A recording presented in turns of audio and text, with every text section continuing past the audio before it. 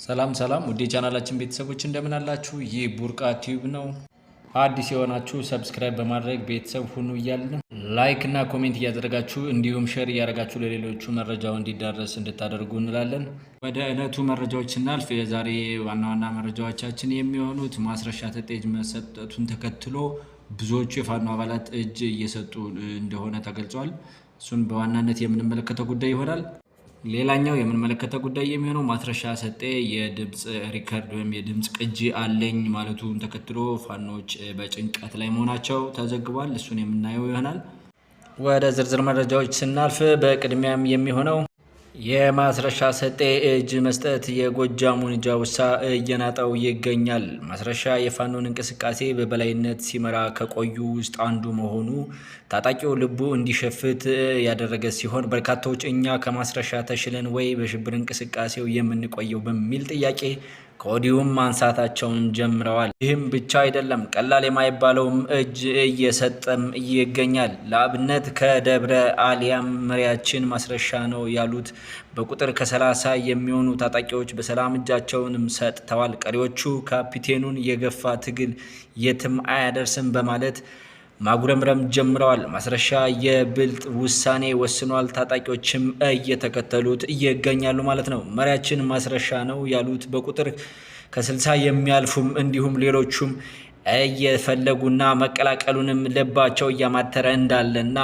የፋኖ አባላቶችን እየከዱ ወደ ሰላም ጥሪው እያከነኑ እንደሆነ ተነግሯል። ማስረሻ ሰጤን ተከትለው እጃቸውን ለሰላም ጥሪም በመቀበል እጃቸውን ለመስጠት ወስነው የመጡ የፋኖ አባላትም እንደተናገሩት ከሆነ የአማራን ሕዝብ ለወያኔ አሳልፈን ላለመስጠት ወስነናል። ሕዝባችንም የአማራን ሕዝብም ከዚህ በላይ መጉዳትና ለወያኔ አሳልፈን መስጠት አንፈልግም ሲሉም ቃላቸውንም ሰጠዋል።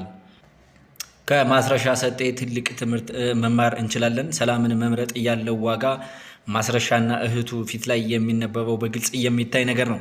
ለሰላም ትልቅ ዋጋ በመስጠት መንግስት የሰጠውን የሰላም አማራጭ በመቀበል ወደ ሰላም መንገድ የመጣው ማስረሻ ሰጤ ሰላምን መምረጡ ትክክለኛ ውሳኔ መሆኑን በተግባር እያየን እንገኛለን። እንደምታዩት በፎቶው ከቤተሰቦቹ ጋር ፎቶው ትልቅ ትርጉም ያለው ይመስላል እንደምናየው። ምክንያቱም ሁላቸውም ላይ የሚታየው የደስታ ፈገግታ ምን ያክል ትልቅ ለውጥ እንዳለው እና ለእያንዳንዱ ቤተሰብ ምን አይነት ሀዘን ምን አይነት ደስታንም እንደሚመልስ የሚያስረዳም ሆኗል እና ይህንንም ተከትሎ ብዙዎቹ የፋኖ አባላቶችም እየተመለሱና የሰላም ጥሪውን እየተቀላቀሉ መሆኑ በጣም ደስ የሚያሰኝ መረጃ ነው።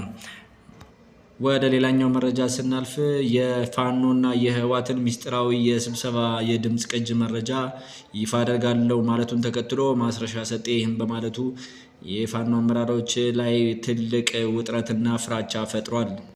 ማስረሻ ሰጤ መንግስት የሰጠውን የሰላም አማራጭ ከተቀበለ በኋላ ጸረ ሰላም ከህዋት ጋር በሚስጥር ያደረጋቸውን ስብሰባዎች በድምጽ ቅጅ ይፋ አደርጋለሁ ማለቱ ዘመነ ጋር ከፍተኛ የሽብር ሁኔታዎችን ፈጥሯል። ምክንያቱም ዘመነ ካሴ ሆነ ምሬ ወዳጆ እንዲሁም ሀብቴ ወልዴ ፈስ ያለበት ዝላይ አይችልም ነውና ነገሩ ህዋት ጋር በሚስጥር የዶለቱትን ስለሚያውቁ ይህን ደግሞ ማስረሻ ሊያወጣባቸው በመሆኑ የባጤ ቆጡን እየለፈለፉም ይገኛሉ። እዚህም ነው ማስረሻ ለመንግስት እጅ ከሰጠ በኋላ ከህዋት ጋር ያላቸውን ሚስጥር ሊያወጣባቸው ስለሆነ ማስረሻን ያለ ስሙ ስም በመስጠት እያብጠለጠሉትም ያለው። በፋኖና በህዋት መካከልም ይህን አይነት ድንብርብር የፈጠረው በእነ ዘመንና በህዋት ጋር ያደረጉት ሚስጥራዊ ስብሰባ የድምጽ ቅጅ ምን ቢሆን ነው ይህን ያክል ድንብርብራቸውንስ ያወጣው? ካፒቴን ማስረሻ ሰጤ ጽንፈኛው የፋኖ ቡድን ሲመሰረት ከመስራቹም አንዱ ነው። ከነዚህም 3 ዓመታት የጽንፈኛውን ቡድን በአጠቃላይ የውስጥ ሚስጥርም ያውቃል። ታዲያ እጅ ሲሰጥ በአጠቃላይ የቡድኑ ሚስጥር ጠንቅቆም የሚያውቅ ስለሆነ እጅ ከሰጠው ማግስትም የጽንፈኛው ቡድን ሚስጥርም አጋልጧል። ጽንፈኛውን ቡድን ከህዋትና ከሻቢያ ጋር ያለውን ተልዕኮም አጋልጧል። እጅ የመስጠቱ ምክንያትም ይህ ነው። በተለይ ዘመነ ካሴ ከህዋት እንደሚዘወር ገልጧል። ጎጃም ውስጥ ያለው ትግል ሳይሆን ዝርፊያና ግድያ መሆኑንም አጋርቷል። በተለይ ከህዋትና ከሻቢያ ጋር ያለውን ሀገር ክህደት እንቅስቃሴ በእጅጉ እንደሚያወግዝም ማስረሻ ሰጤም ተናግሯል። ማስረሻ እጅ በመስጠት የመረጠውም ከህዋትና ከሻቢያ ጋር ሀገር የማፍረስ ተልኮ አልቀበልም በማለት ነው። ማስረሻ ሀገሩን ያስቀደመ እንዳንተ አይነትም ጀግና ውሳኔ የወሰንክ ሀገርም ታመሰግናለች። እናመሰግናለን። ሀገርን በመሸጥ እየተጠመዱትና የህዋት መዘውር የሆኑት የፋኖ አመራሮችና እነዘመነ መጨረሻቸውም የማያምርና ሀገር ክደት በመሆኑ የመንግስትን ጥሪ አክብረው ተቀብለው ወደ ሰላም ጥሪ እንዲመጡ ጥሪ ያቀረብን፣ ሀገራችንም ሰላም ያድርግልን። ሁላችሁም በያላችሁበት ሰላም ሁኑ። ሰላም ለሀገራችን።